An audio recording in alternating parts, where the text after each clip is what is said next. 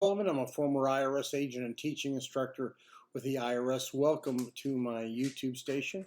I worked thousands of cases. I worked at IRS 10 years. And I know everything there is to know about the offer and compromise. Why? Well, because I used to accept offers and deny offers. Yes, I'd look at your offer, give you a thumbs up or thumbs down. So today, what I have a whole team, by the way, of former IRS agents on staff. All we do is tax resolution. We're really good at it. So today I want to tell you the exact process of an offer and compromise if you're going to go ahead and send it in. So basically an offer and compromise is you telling IRS you want to settle your debt.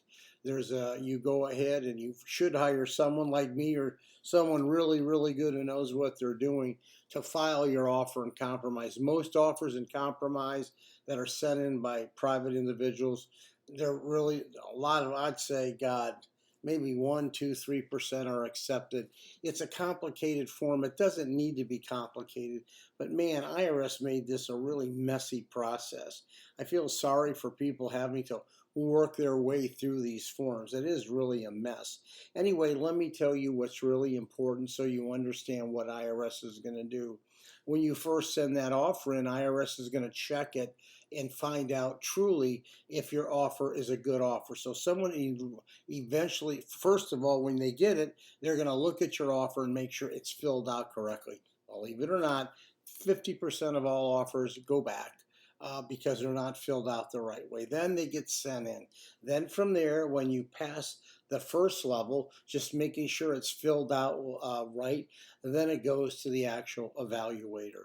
That person is going to look at everything to make sure everything looks good. They're going to look for stink on the cases. I used to work offers and I'd always look for the stink. What smells bad on this case? And boom, I just dive right on it and open up. When you work so many cases, you're going to know where the stink is coming from. But the two things they're going to look for the most is what's your equity in your assets? Are the values fair? Do I have to do due diligence to come up with this? Do I have to do Realtor.com or Zillow to make sure everything's right? Does this look good? Are the car values right? And then, more importantly, I'm going to look at your income and expense ratios. You have to know that IRS has a national standard program. A national standard means IRS dictates to you what expenses you're allowed. They have you fill them on the line, but IRS is going to say, no, what is the IRS national standard? The Department of Labor has come up with statistics for food and clothing, housing and utilities, car payment, car operations, and they're going to take your expenses out, their numbers out, and they're going to put theirs in. What is the key to the offer?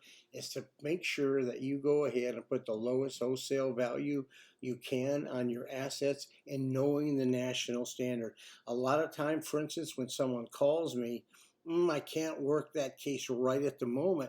I have to wait 3 or 4 months to get that offer looking clean, buff it up and polish it so it's ready to be put in. So anyway, just so you know, the actual process here is to know what your assets are, what the values are, and the national standard. Those are the keys because IRS is going to take, there's a formula to take those two components and come up with your figure. So if you're going to go ahead and send in an offer, make sure all your tax returns are filed, make sure your withholding is up to date, you have estimate payments in, and then go from there. If you want me to look at it and work your offer, I can.